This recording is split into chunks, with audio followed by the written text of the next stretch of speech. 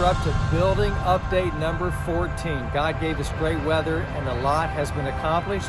The sidewalk here to the main entrance is now poured so we can use that tomorrow.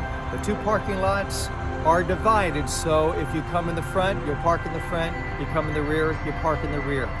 This is the way it's supposed to be. The hill that came down to the Family Life Center, that hill is gone. Thank the Lord for that. Also, we're going to be pouring the foundation for the new main entrance. We're so excited to be able to see these things happening Monday at 8 o'clock.